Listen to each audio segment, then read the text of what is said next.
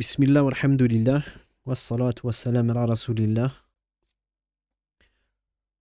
Donc c'est toujours l'explication des 40 hadiths du Hafiz al-Nawawi, rahimahullah ta'ala, mort en 676 de l'Hégire, Abu Zakaria Yahya ibn Sharaf al-Nawawi.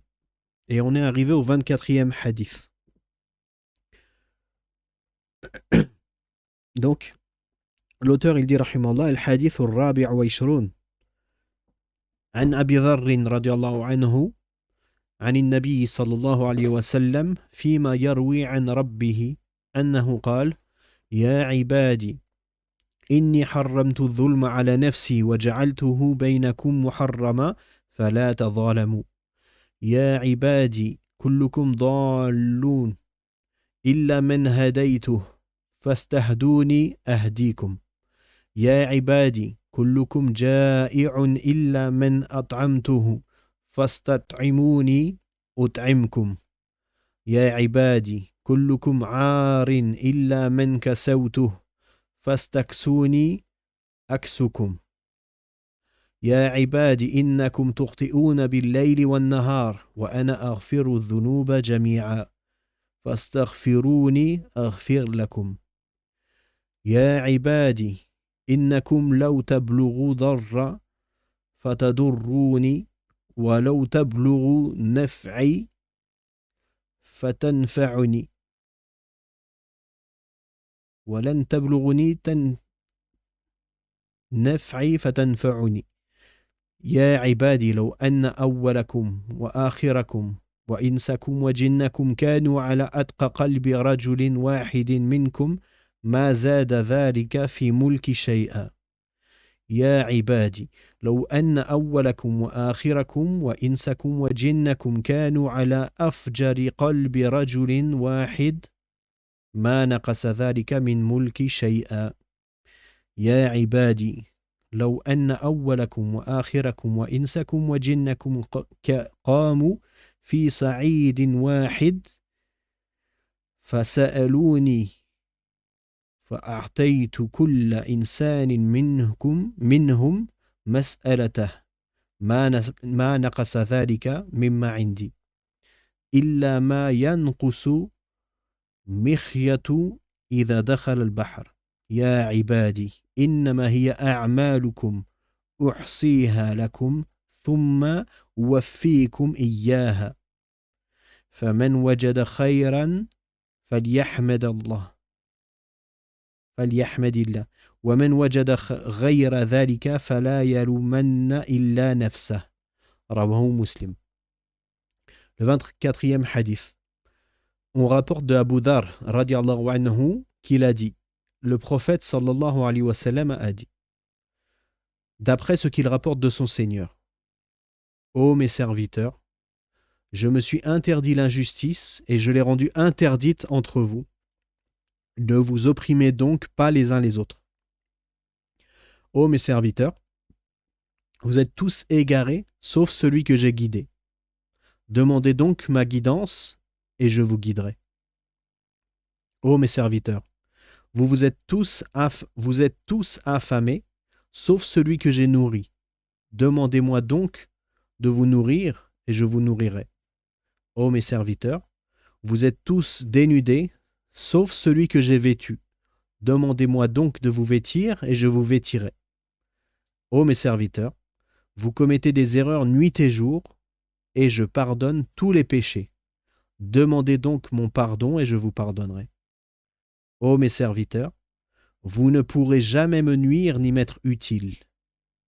Ô mes serviteurs, si du premier au dernier d'entre vous, hommes et djinns, aviez le cœur du plus pieux d'entre vous, cela n'ajouterait rien à mon royaume.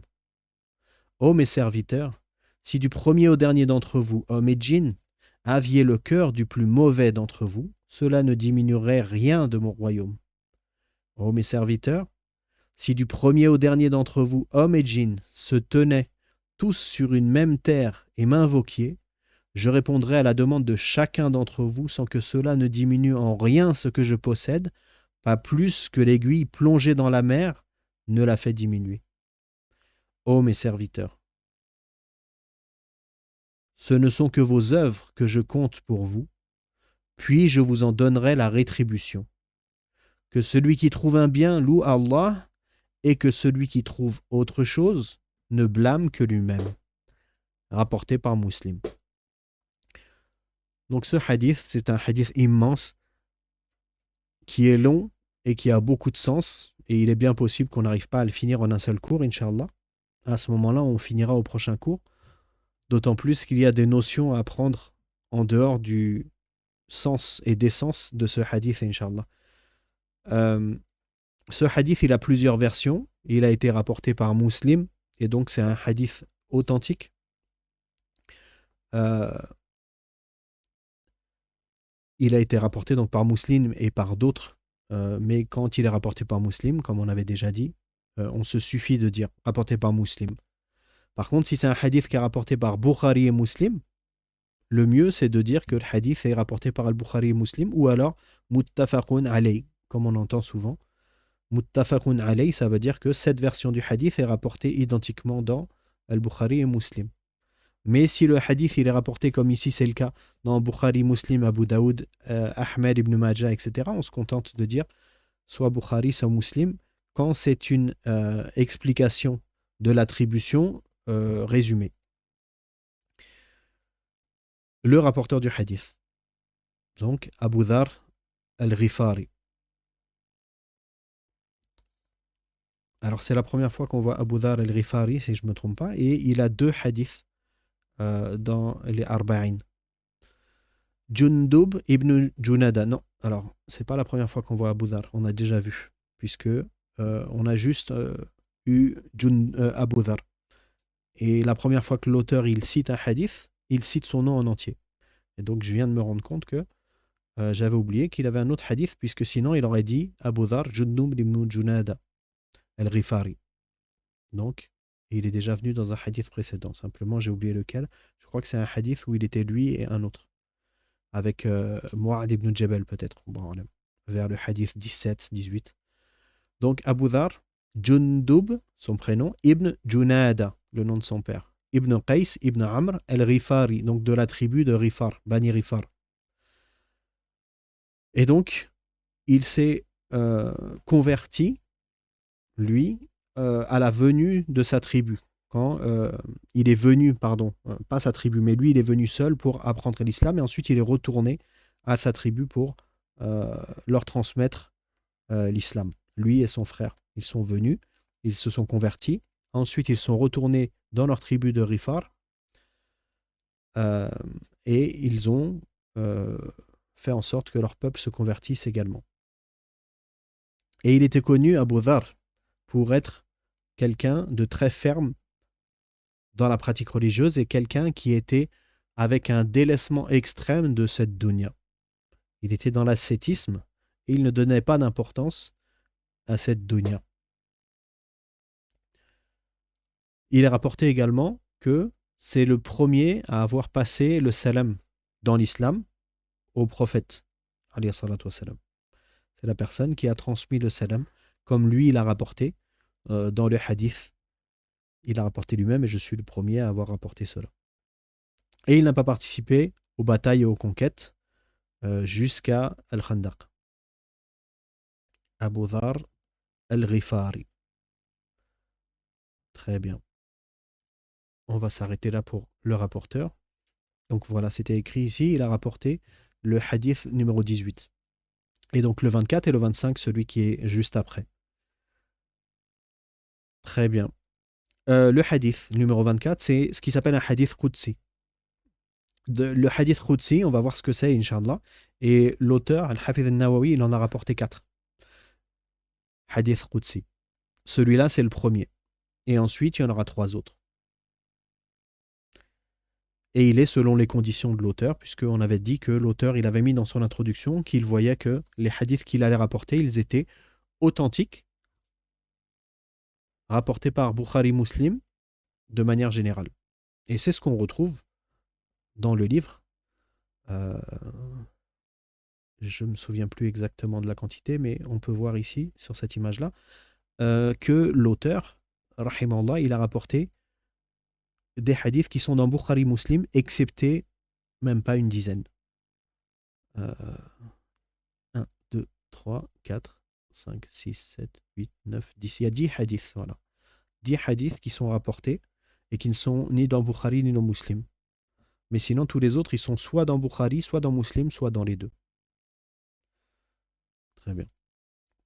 Donc, le hadith rapporté par Abu Dhar, c'est un hadith Qudsi. Et un hadith Qudsi, on va voir ce que c'est, Inch'Allah, tout de suite. Donc, on rapporte d'Abu Dhar, radiallahu anhu, qu'il a dit. Abu Dhar, c'est le compagnon. Il rapporte du messager d'Allah, sallallahu alayhi wa sallam, qui rapporte d'Allah, subhanahu wa ta'ala. Quand dans une chaîne de transmission, on a un compagnon qui rapporte du prophète, alayhi salatu salam, c'est ce qui s'appelle un hadith nabawi. C'est-à-dire un compagnon qui rapporte du prophète sallallahu alayhi wa sallam qui s'exprime. Ça s'appelle un hadith marfou'.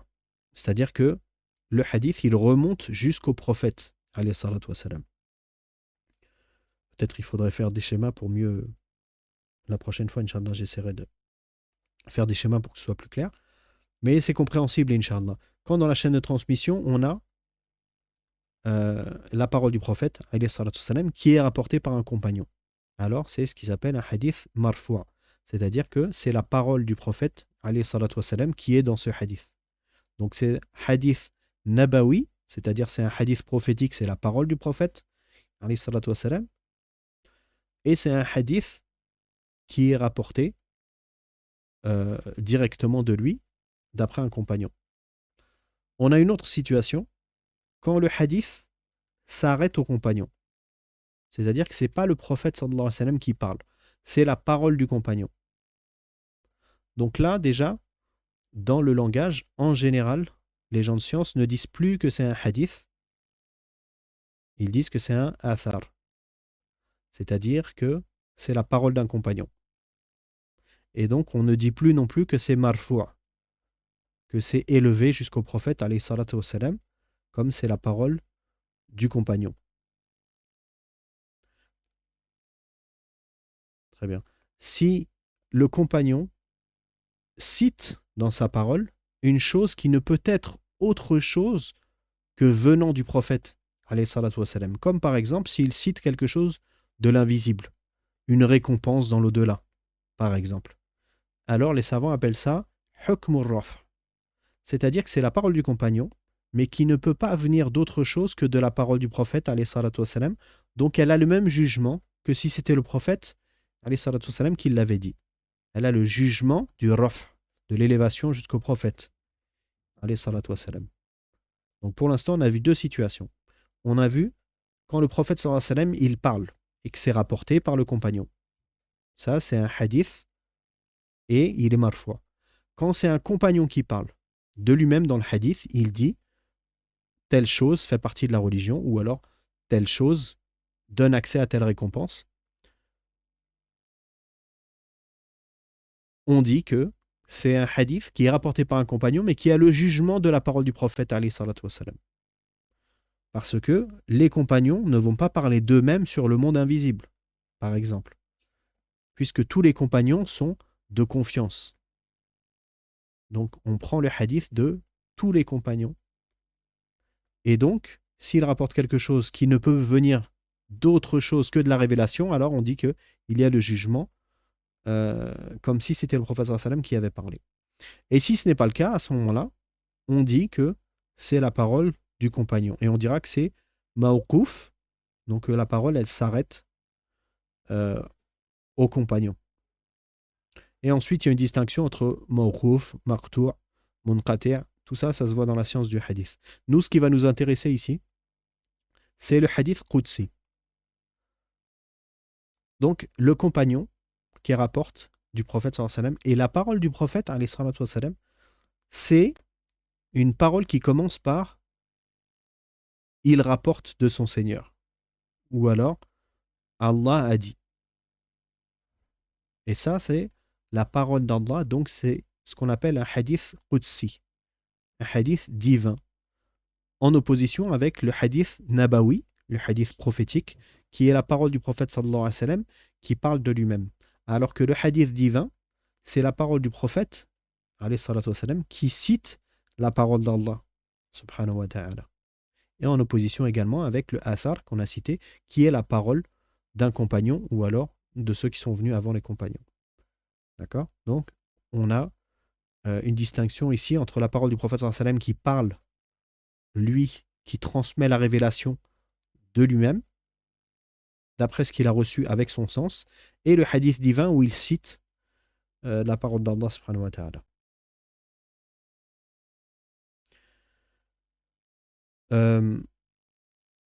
Ensuite, le hadith divin, il y a des paroles différentes chez les gens de science pour dire est-ce que la distinction entre le hadith prophétique et le hadith divin, c'est celle-ci. Le hadith prophétique, c'est la formulation et le sens qui vient du prophète, alayhi salatu wa salam. Et le hadith divin, c'est la formulation qui vient du prophète, alayhi salatu wa salam, et le sens qui vient d'Allah subhanahu wa ta'ala. Et d'autres ont dit que la formulation et le sens venaient d'Allah subhanahu wa ta'ala. Et il y a une divergence chez les gens de science sur cette explication-là, parce que certains disent, si on dit que la formulation, elle vient d'Allah, que le prophète sallallahu alayhi wa sallam, il transmet la parole d'Allah directement avec sa formulation, alors à ce moment-là, il n'y aurait pas de différence à faire avec le Coran, puisque la parole d'Allah, subhanahu wa ta'ala, dans le Coran, c'est formulation et sens venant d'Allah. Et il y a d'autres savants qui ont dit d'autres avis, et Shir ibn Uthaymin, rahimahullah, il a dit que le mieux, pour ne pas rentrer dans la divergence là où il n'y a pas quelque chose, où il y a un intérêt à creuser dans une divergence qui peut causer des problèmes, alors on s'éloigne de cette divergence-là et on dit le hadith divin, le hadith al-Qudsi, c'est la transmission par le prophète alayhi salatu wassalam, de la parole d'Allah subhanahu wa ta'ala, et sans rentrer dans la distinction entre la formulation et le sens. D'accord ? Ensuite, on va remarquer donc qu'on a le hadith divin et on a le Coran. Et tous les deux, c'est la parole d'Allah. Le hadith divin, c'est la parole d'Allah subhanahu wa ta'ala. Et le Coran, c'est la parole d'Allah également. Et il y a des différences entre les deux. Première des différences, le Coran, le simple fait de réciter le Coran, ça donne accès à des récompenses particulières. Il y a des textes qui ont été rapportés qui nous disent que celui qui lit chaque lettre du Coran, il va avoir une récompense multipliée par 10 ou plus que 10. Et encore plus pour celui qui va avoir de la difficulté dans la lecture. Alors que le hadith Qudsi, le hadith divin, il n'y a pas cette récompense-là. Malgré que ce soit la parole d'Allah, la distinction ici, on l'a fait parce que dans tous les cas, c'est la parole d'Allah. Très bien. Et ici, il n'y a pas une récompense de base pour celui qui récite, qui cite un hadith Qudsi, comme on a cité en début du cours. Simplement, il y a d'autres récompenses, évidemment. Le fait de citer un hadith, le fait de méditer, le fait de mémoriser, tout ça, il y a des récompenses. Le fait de rechercher la science, etc. Tout ça, c'est lié à des récompenses. Mais pas la récompense qui est particulière au Coran. Là, on est en train de citer les différences entre le Coran et le hadith Qudsi. Les distinctions qu'il y a. Et il faut bien comprendre qu'à la base, c'est que les deux sont la parole d'Allah. Sinon, il n'y aurait pas d'intérêt de distinguer les deux. Donc, deuxième distinction, on a vu la première, la récompense. Deuxième distinction, le fait que Allah subhanahu wa ta'ala, il ait mis à l'épreuve les humains et les djinns de venir avec l'équivalent du Coran. D'abord, plusieurs sourates. Ensuite, d'autres paroles sont venues dans le Coran. C'est un test qui n'a pas été réalisé et qui ne sera pas réalisé, que Allah a fait avec des versets et pas avec des hadiths. Ça, c'est une autre distinction. Troisième distinction, le fait qu'il est préservé, la parole d'Allah subhanahu wa ta'ala, le Coran, il est préservé de manière mutawatir. Chaque verset qui a été rapporté, il a été rapporté par un grand nombre. Et chaque verset, il n'y a aucun doute sur son authenticité, au point où celui qui rejette ne serait-ce qu'une lettre d'un verset, soit en retirant, soit en ajoutant, c'est de la mécréance. Donc le Coran, il a cette particularité-là. À l'inverse, le hadith Qudsi, le hadith divin, il est préservé notez bien la distinction ici. On dit que le Coran, il est préservé par Allah. Le hadith authentique, il est préservé également par Allah. Quand on dit que ce qui est préservé dans l'islam, c'est la révélation, le wahi, c'est le Coran et la sunna authentique. Car la parole du prophète sallallahu alayhi wa sallam est la révélation également. Il ne parle pas sous l'effet de la passion, comme c'est venu dans les textes. Donc tous les hadiths qui sont authentiques font partie de la révélation et donc sont préservés par Allah. Quand Allah il nous dit, subhanahu wa ta'ala, qu'il a préservé le dhikr, le rappel, le Coran et la sunna authentique. Ensuite, dans la sunna authentique, on a des hadiths qui sont authentiques de manière claire et on a des hadiths qui sont avec un degré d'acceptation plus faible, mais toujours qui sont considérés comme étant la parole du prophète, alayhi salatu wassalam. Et donc ça, c'est préservé. Et dans les hadiths qudsi, on en a qui sont authentiques, comme celui qu'on est en train de citer, qui est rapporté par Muslim et qui est un des plus authentiques. Hadith qudsi, hadith divin. Ce hadith, il fait partie de la révélation et il fait partie de ce que Allah a préservé. Mais le hadith qudsi, de manière globale, il y en a qui sont authentiques et il y en a qui ne sont pas authentiques, qui sont faibles, voire très faibles. Et d'ailleurs, la majorité des hadiths qudsi, la grande majorité même, ils sont faibles, au minimum faibles. Et certains, ils sont inventés, d'autres, ils n'ont même pas de chaîne de transmission. C'est encore pire que inventé, c'est qu'il n'y a même pas de chaîne de transmission.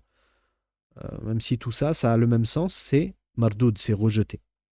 Donc, encore une autre distinction, le hadith qudsi, il y en a qui sont préservés par Allah, ceux qui sont authentiques, et il y en a qui ne sont pas préservés parce qu'ils sont inventés.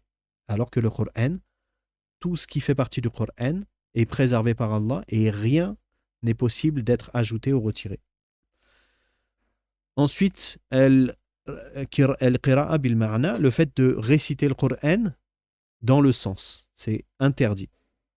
On n'a pas le droit de dire Allah il a dit en s'adressant ensuite en arabe, puisque c'est interdit également de dire Allah il a dit et ensuite de parler en français, puisqu'Allah n'a pas parlé en français, le Coran est en arabe.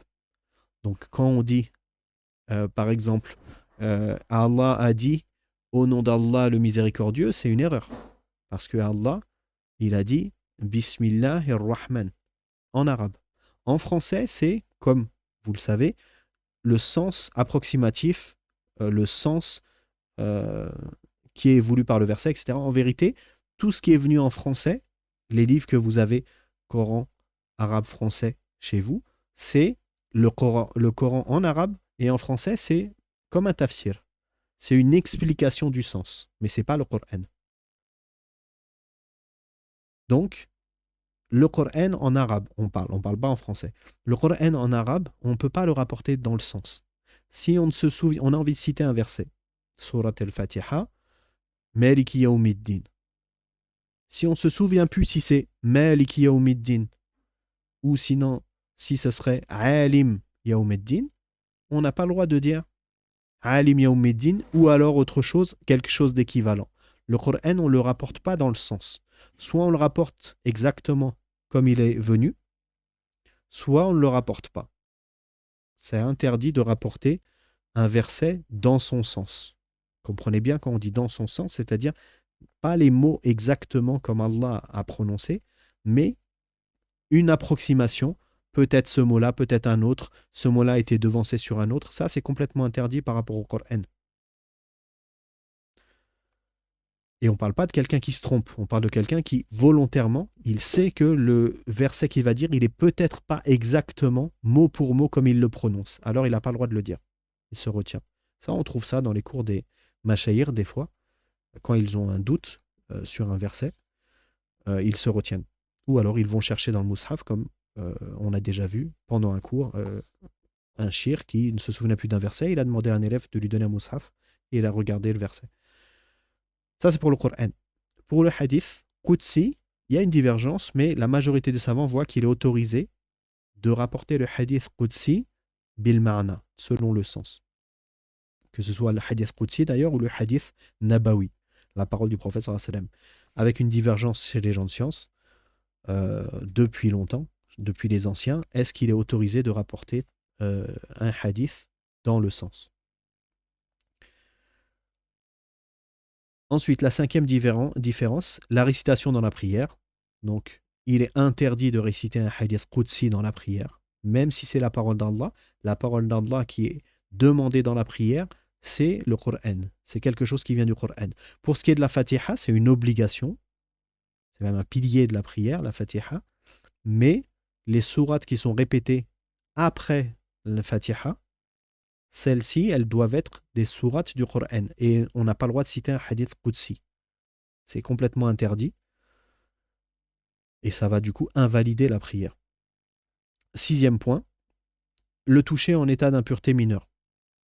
Le fait de toucher en état d'impureté mineure, donc là, on parle du livre du Mus'haf. Et il est interdit, donc, en état d'impureté mineure, de toucher le Mus'haf. Alors qu'il est autorisé de toucher un livre contenant des hadiths qudsi sans l'état d'impureté, même si c'est recommandé d'avoir l'état de pureté, pour toucher un livre qui comporte la parole d'Allah subhanahu wa ta'ala. Mais concernant le mushaf, il est interdit. Et quand on parle de mushaf, on parle du mushaf qui contient le Coran en entier. Et si c'est un livre de tafsir, par exemple, il y a des versets dedans, alors c'est le même jugement que pour le hadith qudsi. C'est un livre où dedans il y a la parole d'Allah et d'autres choses. Donc on fait bien la distinction. Celui qui est en état d'impureté mineure, il ne peut pas toucher le mushaf, mais il peut toucher un livre de tafsir, un livre de fiqh, un livre de hadith, même si le mieux c'est qu'il fasse les ablutions. Ensuite, il y a une distinction à faire entre celui qui peut faire les ablutions et celui qui ne peut pas. Comme par exemple, on va le voir pour les impuretés majeures. La récitation maintenant. Donc là, on parlait de toucher le mushaf. Réciter le Coran. Prononcer la parole d'Allah. Réciter. Là, en état d'impureté majeure, pour le hadith qudsi, c'est autorisé de réciter un hadith qudsi, de prononcer le hadith qudsi, même si, encore une fois, c'est recommandé de le faire en état de pureté. Donc mineur et majeur pour le coup. Et pour le Coran, c'est interdit de réciter le Coran en état d'impureté majeure, sauf pour celui qui a une impureté qui ne peut pas être retirée. Et c'est un sujet à divergence chez des gens de science, mais wallahu a'lam, pour une femme par exemple qui est en état d'impureté qu'elle ne peut pas retirer, puisque c'est sa période de menstrue par exemple, alors il est autorisé la récitation. Wallahu a'lam. Pour les savants, ils disent comme ça, cette personne-là, sinon, elle va avoir du mal à mémoriser, à tenir son rythme, donc il est autorisé la récitation. Et la dernière différence, c'est celui qui rejette le Coran, on l'a déjà dit, la moindre partie du Coran, il est mécréant, il est incroyant. Celui qui rejette le Coran, il n'est plus musulman. Même si c'est une lettre du Coran, même si c'est un verset, il rejette la parole d'Allah subhanahu wa ta'ala du Coran, donc il est considéré comme mécréant. Celui qui rejette un hadith qudsi, il n'est pas considéré comme mécréant, à l'exception, et ça c'est valable pour le hadith qudsi et le hadith nabawi. Celui qui croit à la véracité du hadith, c'est-à-dire qu'il est authentique, c'est réellement la parole du prophète, sallallahu alayhi wa sallam, que ce soit sa parole à lui ou la parole d'Allah que lui transmet. S'il reconnaît que cette chose-là est authentique et qu'il la rejette, alors on est dans une situation de mécréance également. Donc ça, c'était pour le hadith qudsi, pour avoir une notion de qu'est-ce que le hadith divin. Donc on a le hadith d'Abu Dhar qui rapporte du prophète sallallahu alayhi wa sallam, et si on s'arrêtait là, ce serait un hadith nabawi. Un hadith, comme on a l'habitude d'appeler un hadith. Si c'était la parole d'Abu Dhar uniquement, ça serait un athar, la parole d'un compagnon. Si le compagnon Abu Dhar rapporte quelque chose qui ne peut venir d'autre chose que d'une révélation que le prophète sallallahu alayhi wa sallam lui a fait, alors ça devient un hadith avec hukm al-raf, comme si c'était le prophète sallallahu alayhi wa sallam qui l'avait dit.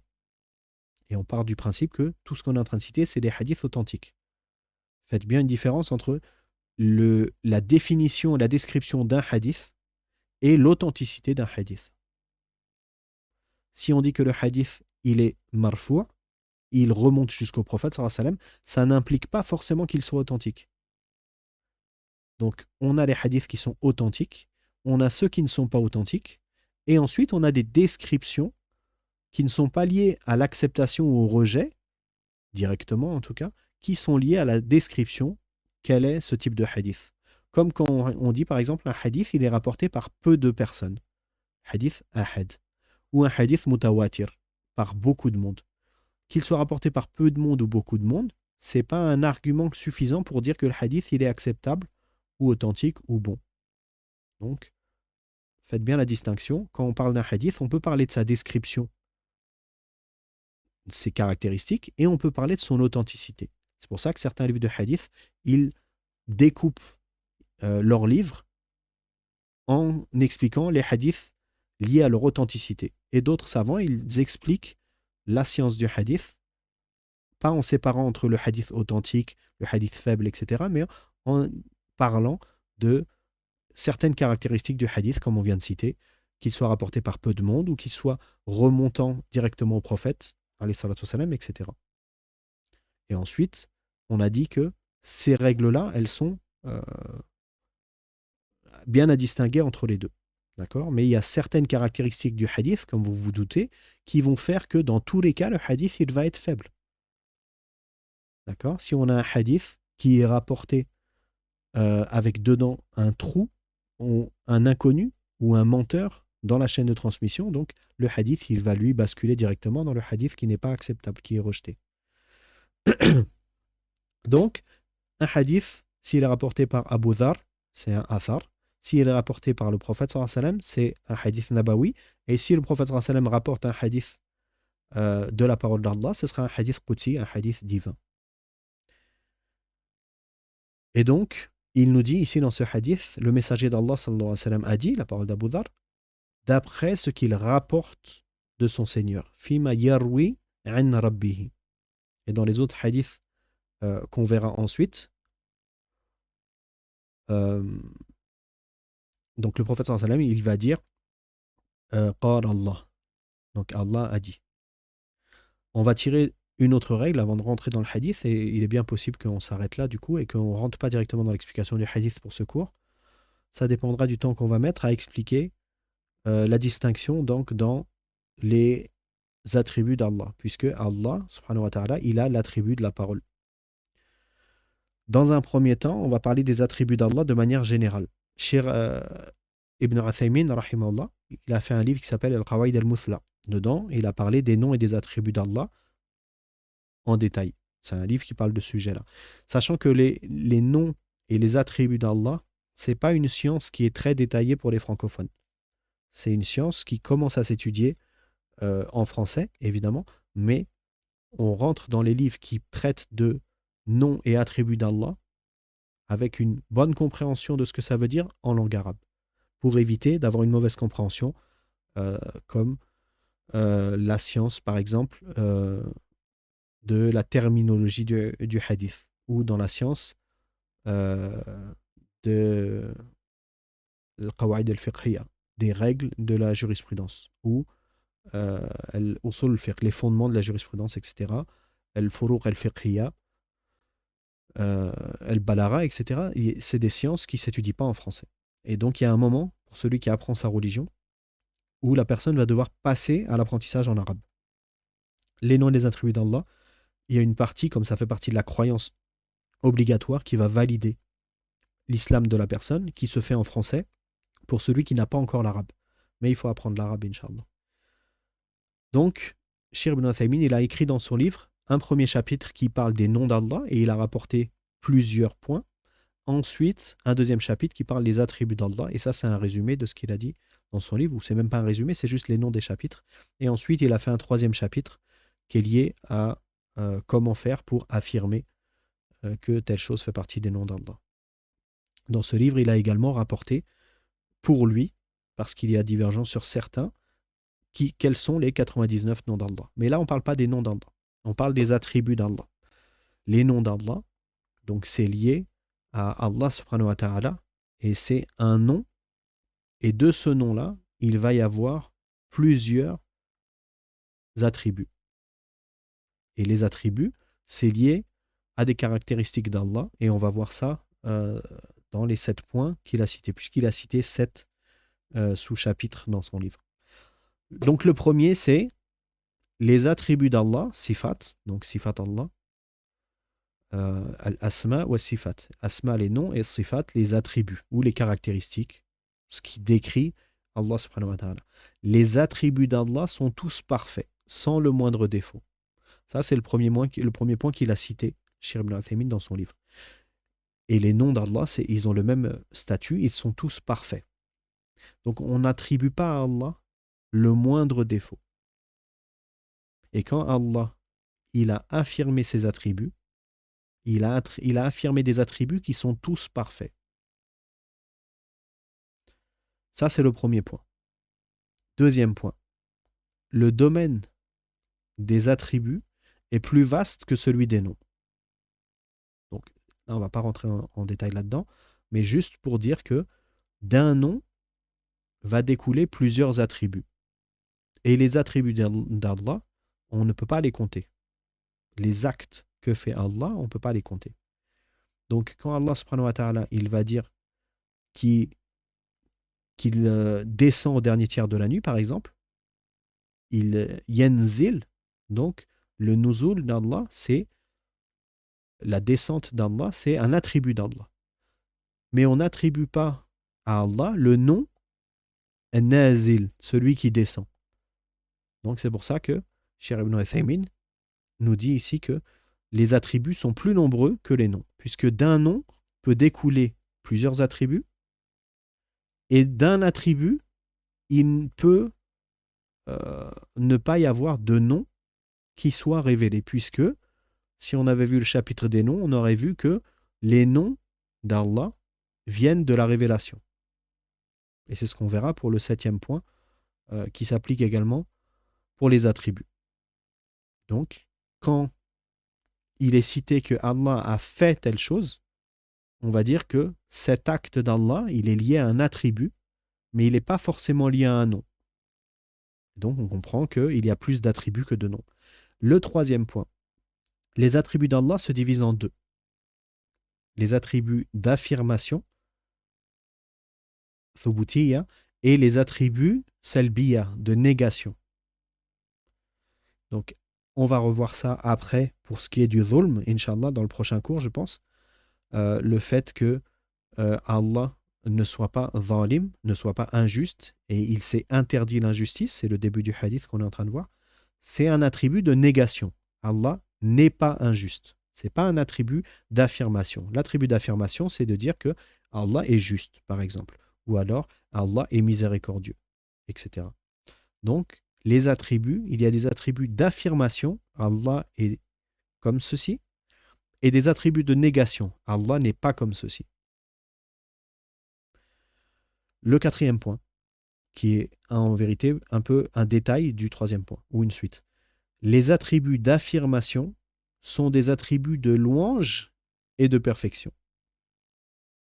Donc, le fait d'affirmer qu'Allah il a tel attribut d'affirmation, c'est pour montrer la perfection d'Allah subhanahu wa ta'ala et qu'il mérite toute louange. 5e point, les attributs d'affirmation se divisent en deux. Des attributs d'essence, sifat dhat, et des attributs d'acte, sifat fi'liya. Sifat dhatiya ou sifat fi'liya. Les attributs d'essence, ça va être par exemple le fait que Allah, il a la miséricorde pour toutes ses créatures et il est miséricordieux dans l'absolu, par exemple. Donc d'essence, il est miséricordieux. Ou par exemple, Allah, il entend. De son essence, Allah, il entend. Dans ses attributs d'essence, il y a également le fait qu'Allah est une main. Donc Allah, parmi ses attributs, il y a la main. C'est lié à l'essence d'Allah. Ce n'est pas lié à un acte. D'accord? Et ceux qui sont liés à l'acte, on a, par exemple, le fait que Allah, il va attribuer la miséricorde à certaines de ses créatures. C'est pour ça qu'on a la distinction dans les noms Ar-Rahman et Ar-Rahim. Ar-Rahman, c'est lié à l'essence et Ar-Rahim, c'est lié à l'acte. Ar-Rahman, c'est celui qui est miséricordieux avec toutes ses créatures. Et Ar-Rahim, c'est celui qui donne une miséricorde, donc on a la notion d'acte, à certaines de ses créatures qui sont les croyants. Et parmi les attributs d'actes, également, on va voir les actes que Allah va faire, par exemple, qui descend. Allah, il descend au dernier tiers de la nuit. Donc, Allah, il est celui qui descend au dernier tiers de la nuit, c'est parmi ses attributs, et pas parmi ses noms, comme on a dit. On ne dit pas qu'Allah est celui qui descend, parce que, on va le voir dans les points qui vont, le dernier point, le 7e point.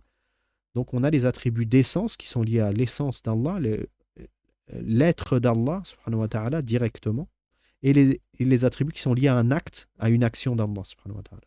C'est une distinction à faire entre les deux pour faciliter. Pourquoi les savants ils font des distinctions comme cela? Pour faciliter le fait de répondre aux innovateurs qui vont rejeter une partie d'entre elles. Le fait de les séparer, ça va permettre de mieux expliquer d'où est venue l'erreur de ceux qui rejettent. Mais sinon, c'est une distinction qui n'était pas faite chez les pieux prédécesseurs au début, parce que pour eux, c'était tout naturel. Ils acceptaient tout ce qui est venu dans les textes et ils n'ont rien rajouté ni retiré. Et ça, c'est ce qu'on voit dans les deux derniers points. Donc le 6e, l'affirmation des attributs passe par deux grandes choses à éviter. At-tamthil, l'assimilation, le fait de faire ressembler Allah à la créature. At-tamthil, ça c'est de la mécréance. Et at-takyif, le fait d'essayer de déterminer le comment de la chose. Et ça c'est impossible. Et ça peut rentrer dans l'innovation ou la mécréance. Donc, at-tamthil, c'est le fait de dire par exemple, Allah il a une main, et sa main est comme la main des créatures. Donc, Allah a une main, l'être humain a une main, donc la main d'Allah, elle est comment? Elle est comme la main des créatures. Ça, c'est de la mécréance, parce qu'on a fait une assimilation entre la main d'Allah et la main des créatures. Tamthil. Le deuxième, takif, c'est le comment de la chose. Allah, il descend au dernier tiers de la nuit, où on garde l'exemple de la main. Allah, il a une main. Comment est la main d'Allah? Takif, kaif en arabe. Comment est la main d'Allah? On ne sait pas. Où est-ce qu'on aurait pu avoir l'information? Dans la révélation. Est-ce que Allah subhanahu wa ta'ala nous a donné l'information de comment est la main d'Allah? Non. Est-ce que le prophète sallallahu alayhi wa sallam nous a donné l'information? Non. Est-ce que les compagnons ont demandé au prophète alayhi wa sallam? Non. Donc tout ça, ça nous montre que notre croyance, elle est claire. Si on a une information, on y croit. Et si on n'a pas d'information, on croit à ce qui nous est révélé et on ne cherche pas quelque chose qui ne nous a pas été révélé. Allah, il a une main, ça a été révélé, on y croit. On ne rejette pas cette chose-là. Et comment est la main d'Allah? Ça ne nous a pas été révélé, donc on n'y croit pas. En réalité, ce n'était pas un problème qui était présent chez les pieux prédécesseurs parce que c'est quelque chose de simple à comprendre tant qu'il n'y a pas des innovateurs qui sont venus avec leurs croyances venant des philosophes et des polythéistes. Donc, l'assimilation, el-tamthil, le fait de faire ressembler, c'est quelque chose qui, euh, en réalité, en tant que tel, c'est pas une croyance qui est répandue aujourd'hui. Il y a toujours des gens qui ont cette erreur-là, cette mécréance-là, du tamthil, mais c'est un tamthil qui est composé d'autres choses. Vous ne trouverez pas aujourd'hui, wallahu a'lam, une secte qui dira Allah, il ressemble à la créature. D'accord? On retrouve ça chez les chrétiens qui représentent Allah comme étant comme ils le représentent. Ils font ça également pour les anges. Une représentation basée sur rien du tout de religieux. Mais chez les musulmans, c'est pas quelque chose qui est présent. Par contre, on a d'autres sectes qui ont cette erreur-là, qui les poussent à faire une autre erreur, qui est le fait de rejeter le fait que Allah a tel attribut. Comme par exemple, on a cité la main, Allah a une main. Allah, il nous l'a dit dans le Coran. Allah, il a même deux mains. Allah, il nous a dit dans le Coran qu'il avait une main, qu'il avait deux mains. Donc nous, on est musulmans, Quand Allah il nous donne une information, on y croit. C'est ça l'islam. On se soumet au texte. Certaines personnes ont rentré, et ça c'est le 7e point qu'on va voir après, dans leur croyance, ils ont rentré des choses qui n'en font pas partie. Donc, ils se sont dit, Allah, il nous dit qu'il a une main. Mais si Allah avait réellement une main, c'est une ressemblance avec la créature. Et c'est là qu'on retrouve tamthil, l'assimilation. Ils assimilent la main d'Allah à la main de la créature en disant, on ne peut pas dire qu'Allah a une main parce que sinon on le ferait ressembler à sa créature. Et donc ils ne s'arrêtent pas là et ils rajoutent un problème sur un autre problème et ils disent, donc Allah n'a pas de main. On rejette tous les textes qui nous disent qu'Allah a une main. Ça veut dire autre chose. Soit on rejette complètement et on dit Allah n'a pas de main, c'est ça qu'ils disent, et ça c'est de la mécréance. Soit ils disent, en fait Allah ici, il a voulu dire autre chose. Certains ils vont dire, on ne sait pas quoi. Quand Allah dit qu'il a une main, on ne sait pas ce que ça veut dire. Ils disent même pas que Allah il a une main. Ils disent, ou plutôt ils disent, Allah nous a dit le mot yed, la main. Qu'est-ce que ça veut dire? On ne sait pas. Ils rejettent même le sens du mot. Ils disent, il y a écrit yed, mais ça ne veut pas dire la main. Certains, ils vont plus loin, ils disent, yed, en vérité, ça veut dire autre chose que la main. Et donc, eux, ils ont changé le sens. Ils ont dit, ça veut dire la force, etc. Et c'est également un égarement, mais ça, c'est pas un égarement qui, cette interprétation-là, si elle a un sens qui existe dans la langue arabe, et on ne va pas rentrer dans le détail, alors ça peut être de la mécréance ou ne pas être de la mécréance. Ceux qui disent que la main d'Allah, en réalité, c'est la force d'Allah, c'est pas une mécréance. Mais le fait de dire Allah n'a pas de main, c'est une mécréance. Donc, certains aujourd'hui, ils font de l'assimilation, tamthil, en disant la main d'Allah, elle est comme la main de la créature, mais ils ne s'arrêtent pas là. Ils disent, et comme c'est impossible, eh ben on va dire que Allah n'a pas de main, par exemple. Donc, ils rajoutent un problème sur un autre problème. Mais le simple fait de dire Allah, il a une main, Allah, il a une face, Allah, il a une jambe, Allah, il a un pied, tout ça, de dire toutes ces choses-là, euh, de rejeter ces sens-là, parce que sinon c'est une ressemblance, cette croyance-là, elle existe jusqu'à aujourd'hui. Et des sectes, il y en a nombreuses sur ces erreurs-là. Beaucoup de sectes se sont égarées dans les noms et les attributs d'Allah.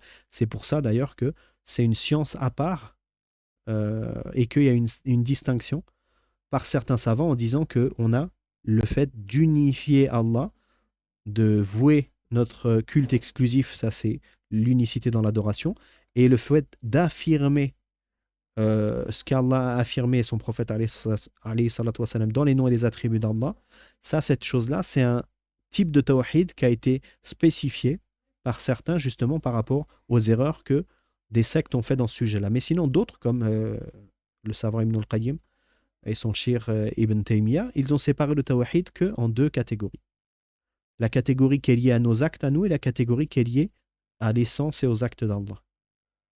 Donc, l'adoration, l'unicité dans al-qasd wa talab, donc dans ce qui est lié à nos adorations à nous, la prière, les invocations, la demande, etc., la peur. Et d'un autre côté, ils ont regroupé les actes d'Allah qui sont liés à c'est celui qui crée, c'est celui qui possède, c'est celui qui donne la subsistance, et c'est celui qui a une main, c'est celui qui descend au dernier tiers de la nuit, etc. Donc certains savants, ils ont regroupé tout ça ensemble, et d'autres, ils ont spécifié, et c'est ce qui est le plus connu en général à notre époque, l'unicité dans les noms et les attributs d'Allah, parce que dans ce domaine-là, il y a des erreurs que l'on ne retrouvera pas dans l'unicité dans la Seigneurie, par exemple.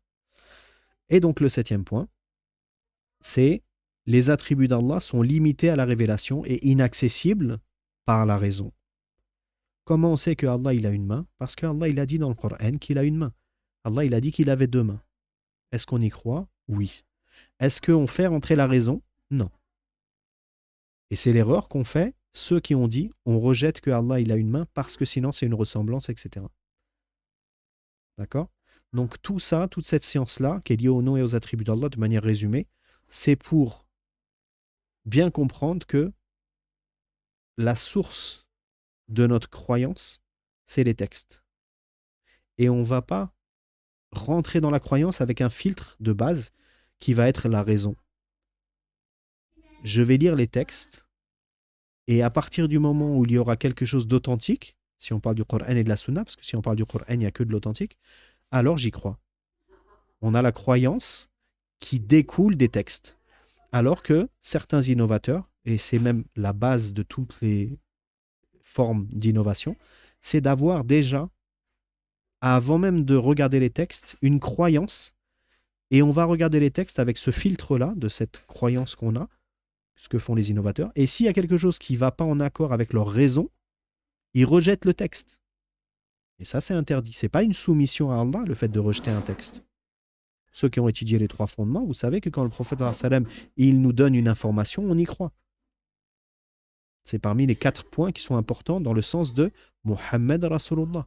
Donc, a fortiori, quand Allah il nous donne une information dans le Coran, subhanahu wa ta'ala, on y croit. Sinon, c'est de la mécréance.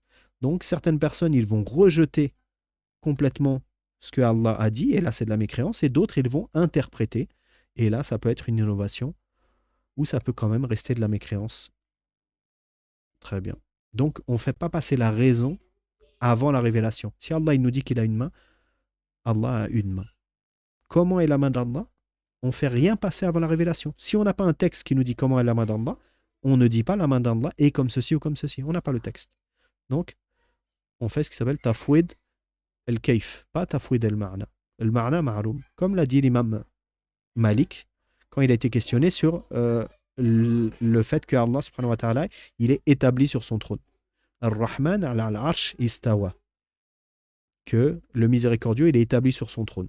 L'imam Malik, il était questionné là-dessus. Et il a donné la règle que nous, on va appliquer à tous les noms et les attributs d'Allah, subhanahu wa ta'ala. La personne, elle demande à l'imam Malik, Allah est établi sur son trône. Comment établi?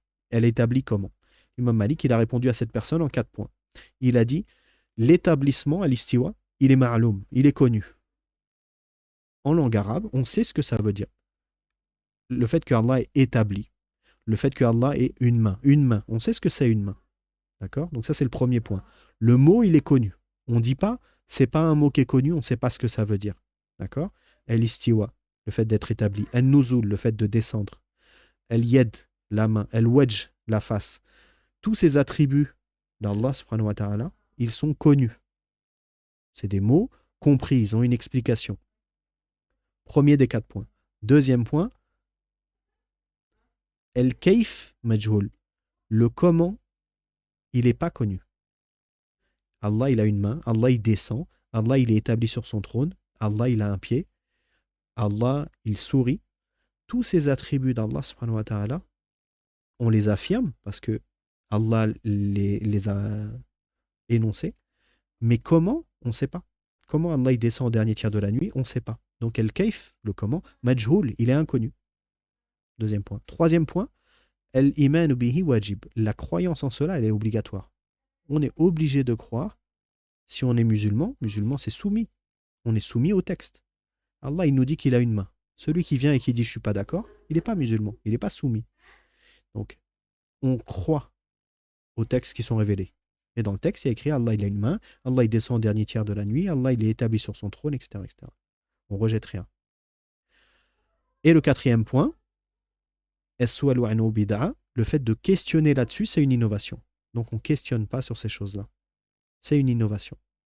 Si Allah ne nous a pas informé d'une chose, on ne sait pas. Si le prophète sallam ne nous a pas informé d'une chose, on ne sait pas. Si les compagnons n'ont pas questionné sur ces choses-là, on ne sait pas. Ce n'est pas nous, à notre époque, on va commencer à poser des questions. Comme les paroles des savants nombreuses et célèbres sur le fait qu'on s'attache à la compréhension des premiers siècles, parce que le prophète sallam a vanté les mérites de ces premiers siècles, et avant le prophète sallam, Allah subhanahu wa ta'ala, il a vanté la croyance des premiers musulmans des premiers siècles. Dans Surat An-Nisa, وَمَن يُشَاقِقِ الرَّسُولَ مِن بَعْدِ مَا تَبَيَّنَ لَهُ الْهُدَى وَيَتَّبِعْ غَيْرَ سَبِيلِ الْمُؤْمِنِينَ. Celui qui fait scission avec le messager d'Allah, dans le sens du verset, celui qui fait scission avec le messager d'Allah et qui ne suit pas la voie des croyants. Alors, la suite du verset qui parle de l'enfer. Donc, celui qui fait scission avec le messager d'Allah et qui ne suit pas la voie des croyants. Donc, Allah, il nous ordonne de suivre la compréhension des croyants des premiers siècles. Qui sont les croyants à l'époque de la révélation? Les compagnons. Donc, on a la croyance qui nous est parvenue des textes à travers ce que le prophète sallam nous a révélé, et on utilise la compréhension et le questionnement des compagnons pour comprendre la religion correctement. Vous voyez? Donc, si les compagnons n'ont pas questionné, pourquoi nous on va questionner? Donc si Allah il nous dit qu'il a une main, on y croit. S'il ne nous explique pas comment est la main, on ne sait pas comment est la main, puisque ça fait partie du monde invisible. C'est pas quelque chose qu'on voit, on ne voit pas Allah. Donc, comment est la main d'Allah? On ne peut pas se l'imaginer. On ne sait pas. Il y a une différence à faire entre la reconnaissance que la chose existe et le comment de cette chose-là. Et la voie correcte, c'est de dire, on y croit, et on croit à ce qu'on sait. Ce qu'on ne sait pas, at-tafwid bil kayf. Comment Allah il descend au dernier tiers de la nuit, on ne sait pas. Est-ce qu'on a un doute sur le fait qu'il descende? Aucun doute. Pourquoi? Parce qu'Allah il nous l'a dit. C'est ça la croyance correcte. Donc basée sur ce que l'imam Malik a répondu à cette personne-là.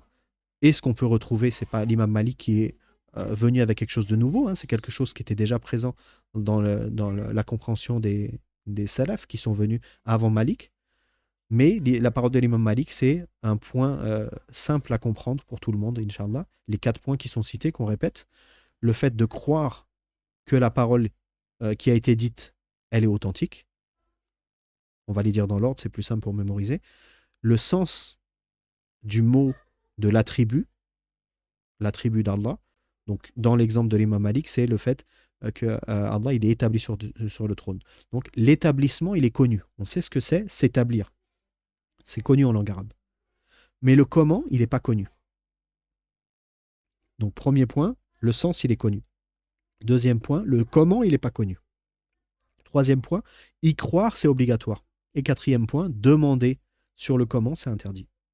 Ces 4 points-là, on peut les appliquer dans les noms et les attributs d'Allah subhanahu wa ta'ala. Donc, on ne fait pas rentrer la raison. Oui, mais comment c'est possible? Alors, si Allah, il descend au dernier tiers de la nuit, et à un autre moment dans la journée, il y a un autre dernier tiers de la nuit, donc comment il fait pour descendre? On ne sait pas comment. Mais est-ce que ça veut dire, alors à ce moment-là, il ne descend pas? Non. Pourquoi? Parce qu'on y croit. Parce que c'est écrit dans les textes, et que c'est pas, comprenez bien la distinction entre ne pas savoir comment et ne pas être possible. C'est possible. Allah, il peut faire tout ce qu'il veut, Allah subhanahu wa ta'ala. Si Allah, il veut descendre au dernier tiers d'une manière ou d'une autre manière, il peut faire tout ce qu'il veut. Et c'est ce qu'on verra la semaine prochaine, Inch'Allah, dans le hadith. Allah, il s'est interdit l'injustice. Allah, il aurait pu être injuste, et il s'est interdit l'injustice. Donc, le cerveau et le cœur humain, ils acceptent que Allah descende au dernier tiers de la nuit. Sauf s'il y a une croyance, un virus qui vient pour perturber la nature saine de la personne. Mais quand on dit Allah il descend le dernier tiers de la nuit, est-ce que c'est possible? Bien sûr que c'est possible. Oui, mais comment? Parce que peut-être que on ne comprend pas. Mais c'est possible. On ne peut pas l'expliquer parce qu'on n'a pas les outils. Mais est-ce que c'est possible? C'est possible. Allah, il a une main. Mais comment Allah, il peut avoir une main qui ne ressemble pas? Parce qu'Allah, il a dit qu'il avait une main. Est-ce que c'est possible qu'Allah ait une main? Bien sûr que oui. Comment elle est, on ne sait pas. D'accord? Donc, bien faire la différence entre le fait qu'on ne sache pas comment et que ce soit impossible. C'est évidemment pas impossible. D'accord? Et je pense qu'on va s'arrêter là, Inch'Allah, pour pas faire trop lourd. Et au prochain cours, Inch'Allah, on reprendra sur la tribu d'Allah qui nous concerne ici, avant de rentrer dans le fait que Allah il ait renié l'injustice, donc c'est un attribut selbiya, comme on a vu, de négation. Mais avant, il y a l'attribut de la parole, qu'on verra au début du prochain cours, Inch'Allah. Wallahu a'lam. سبحانك اللهم وبحمدك أشهد أن لا إله إلا أنت أستغفرك وأتوب إليك السلام عليكم ورحمة الله وبركاته